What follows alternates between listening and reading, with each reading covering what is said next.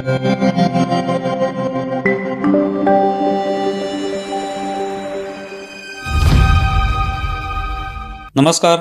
News डंकामध्ये मी महेश विचारे आपल्या सगळ्यांचं मनपूर्वक स्वागत करतो.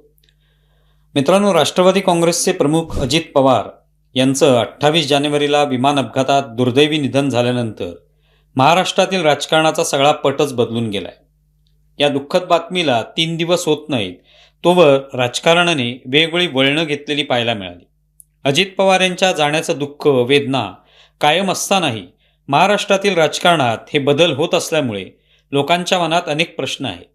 अजित पवार यांच्या पत्नी आणि खासदार सुनेत्रा पवार यांची उपमुख्यमंत्री पदासाठी निवड होणार आहे, तर त्यांची राष्ट्रवादी काँग्रेस अजित पवार या पक्षाच्या गटनेत्या म्हणूनही निवड झालेली आहे. हे सगळं इतक्या कमी कालावधीत घडल्यानंतर सगळ्यांनाच प्रश्न पडलाय की या सगळ्याची इतकी घाई खरोखरच होती का? त्यासाठी आणखी काही काळ थांबता आले नसते का? पण राजकारण हे निर्दयी असतं असं म्हणतात, त्यामुळे क्षणार्धात काही बदलू शकतं. या शक्यतांमुळे आपल्या हातून काही राहू नये, कोणतीही संधी दुसऱ्याला मिळू नये यासाठी लोक प्रयत्न करत असतात. त्याचाच हा परिणाम असेल असं म्हटलं जाते.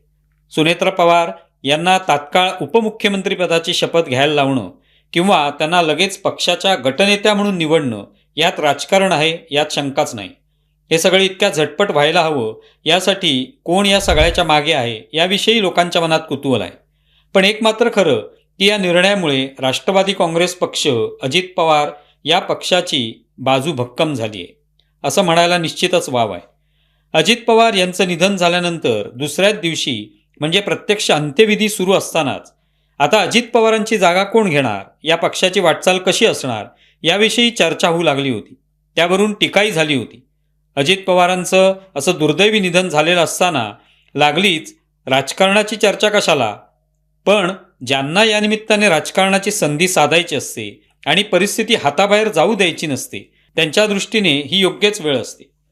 अजित पवार हयात असताना दोन्ही राष्ट्रवादींच्या विलिनीकरणाची चर्चा रंगली होती. आता त्यांच्या निधनानंतरही 12 फेब्रुवारीला हे विलिनीकरण होणार होतं अशी तारीख ठरली होती, अशा बातम्या समोर येत आहेत. दोन्ही पक्ष महानगरपालिकांच्या निवडणुकीतही पुण्यात एकत्र आले होते, त्यामुळे हे विलिनीकरण व्हायलाच हवं अशी मागणी आता अजित पवार यांच्या निधनानंतर पुढे येऊ लागली. पण अजित पवार होते तोपर्यंत विलिनीकरणाची शक्यता वाटत होती, कारण अजित पवार यांनी आपली क्षमता विविध निवडणुकात सिद्ध केली. शरद पवार हे देखील आता वृद्धत्वामुळे प्रत्यक्ष राजकारणात सक्रिय नसल्याने हळूहळू अजित पवार यांच्याकडेच दोन्ही राष्ट्रवादींच्या विलिनीकरणानंतर सूत्रे जातील अशीच शक्यता होती. मात्र तेवढ्यात घात झाला आणि अजित पवार यांचं अकाली निधन झालं. त्यामुळे आता विलिनीकरण व्हावं अशी चर्चा असली तरी प्रश्न हा निर्माण होतो की विलिनीकरण केलं तर त्याचं प्रमुख पद कुणाकडे असणार? ते जर शरद पवारांकडे असेल तर त्या पक्षाचे महाराष्ट्रातील सत्तेत भवितव्य काय? कारण एक प्रकारे विलिनीकरण झाले तर शरद पवार सत्तेत सहभागी होतील का? ते भाजपाला चालले असते का? हे प्रश्नही होते.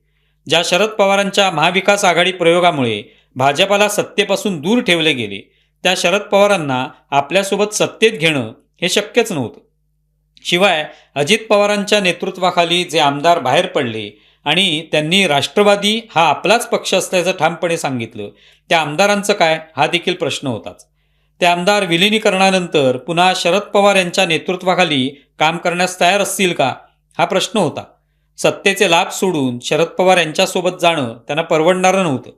त्यामुळे अशा परिस्थितीत अजित पवार यांच्या नेतृत्वाखाली उभ्या राहिलेल्या राष्ट्रवादी काँग्रेसची स्वतंत्र वाटचाल कायम ठेवणं याशिवाय पर्याय नव्हता.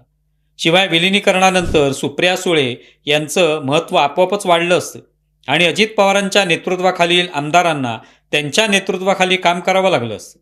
हा मुद्दाही होताच. एकूणच पूर्वीच्या एकसंध राष्ट्रवादीसारखीच स्थिती पुन्हा निर्माण झाली असती. अशा परिस्थितीत सुनेत्रा पवार याच अजित पवार यांच्या नेतृत्वाखालील राष्ट्रवादीच्या प्रमुख व्हायला हव्यात आणि त्यांनीच आता यापुढे या पक्षाचं नेतृत्व करावं अशी मागणी होऊ लागली असेल. त्यामुळेच आणखी वेळ वाया जाऊ न देता लागलीच सुनेत्रा पवार यांना गटनेता करण्याची घाई करण्यात आली असावी.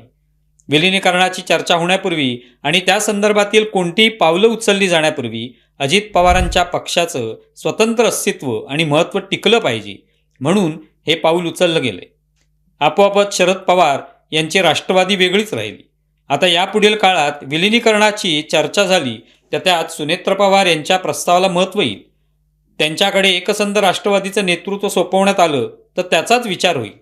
स्वाभाविकच शरद पवार, सुप्रिया सुळे, सुनेत्रा पवार असं हे शहकाटशाचं राजकारण आता रंगणार आहे. पण या निमित्ताने 2 वर्षांपूर्वीची आठवण आल्या वाचून राहत नाही. 2024च्या एप्रिल महिन्यात लोकसभा निवडणुकीची तयारी जोरात सुरू होती. प्रचाराला रंग आला होता. बारामतीमध्ये सुप्रिया सुळे यांच्या विरोधात अजित पवारांनी आपली पत्नी सुनेत्रा पवार यांना उभं केलं होतं. त्यामुळे पवार विरुद्ध पवार असा संघर्ष प्रथमच पाहायला मिळाला. त्यात कोण जिंकणार, शरद पवारांची सून जिंकणार की मुलगी, अशी चर्चाही रंगत होती. तेव्हा अजित पवारांनी एके ठिकाणी झालेल्या भाषणात लोकांना आवाहन केलं होतं की तुम्ही पवार आडनाव असलेल्यांनाच मतदान करा. त्यावरून स्वाभाविकच अर्थ निघत होता की सुप्रिया सुळे यांच्याऐवजी सुनेत्रा पवार यांनाच मतदान करा.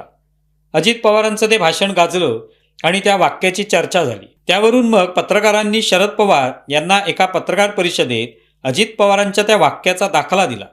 तेव्हा शरद पवार म्हणाले की ते चुकीचं बोललेलं नाहीत, पण मूळ पवार कोण आणि बाहेरचे पवार कोण. त्यानंतर पत्रकार परिषदेत हशा पिकला. शरद पवारांसह तिथे बसलेले सगळे नेते हसत होते. याबद्दल नंतर पत्रकारांनी सुनेत्रा पवार यांना विचारणा केल्यावर त्यांना अश्रू आवरले नाहीत. डोळे पुसत सुनेत्रा पवार यांनी त्या पत्रकारांच्या प्रश्नाचं उत्तर दिलं नाही. त्यावरून महाराष्ट्राच्या राजकारणात चर्चा झाली की ज्यांच्या लग्नाला 39 वर्ष झाली त्या सुनेत्रा पवार अजूनही पवार कुटुंबाच्या नाहीत का? त्यांना अजूनही परकं मानलं जात आहे का? अर्थात नंतर निवडणुकीत सुप्रिया सुळे जिंकल्या. सुनेत्रा पवार यांना निवडून आणण्याची अजित पवारांची इच्छा पूर्ण होऊ शकली नाही. त्यांना मोठा धक्का होता. शेवटी त्यांनी सुनेत्रा पवार यांना राज्यसभेवर पाठवण्याचा निर्णय घेतला. त्यातून मार्ग काढला. पण आता पुन्हा एकदा परिस्थिती बदलली आहे. दुर्दैवाने अजित पवार यांचं निधन झालं आणि सगळा राजकारणाचा पटच बदलला. बाहेरचे पवार म्हणवल्या गेलेल्या सुनेत्रा पवार आता पक्षाच्या प्रमुख झाल्या. अर्थात तसं व्हावं अशी कुणाची इच्छा नव्हती. कुणाला तसं स्वप्नातही वाटलं नव्हतं. पण ते झालंय. नियतीचा खेळ कुणालाही चुकलेला नाही. सुनेत्रा पवार आता उपमुख्यमंत्री होणार आहेत. आम्ही या व्हिडिओ करत आहोत त्याच संध्याकाळी त्या उपमुख्यमंत्रीपदाची शपथ घेणार आहेत. आता पक्षाची सगळी सूत्र त्यांच्याकडे असतील. अजित पवारांचं राजकारण पुढे नेण्याचा त्या प्रयत्न करतील. महाराष्ट्राच्या सत्तेतही त्या असतील आणि पक्षाचं राजकारणही करतील. विलिनीकरणाची चर्चा यानंतरही सुरू राहील. पण आता विलिनीकरणाच्या अटी शर्ती सुनेत्रा पवार ठरवू शकतील. अजित पवारांच्या जाण्यामुळे महाराष्ट्रातील राजकारण बदलणार आहे असं म्हटलं गेलं होतं. ते अवघ्या 3 दिवसात इतकं बदलेल असं कुणालाही वाटलं नसेल. खरं की नाही? तुम्हाला व्हिडिओ कसा वाटलाय जरूर कळवा. आमचा व्हिडिओ जास्तीत जास्त लाईक करा, शेअर करा आणि आमचे यूट्यूब चॅनल सबस्क्राईब करा. धन्यवाद.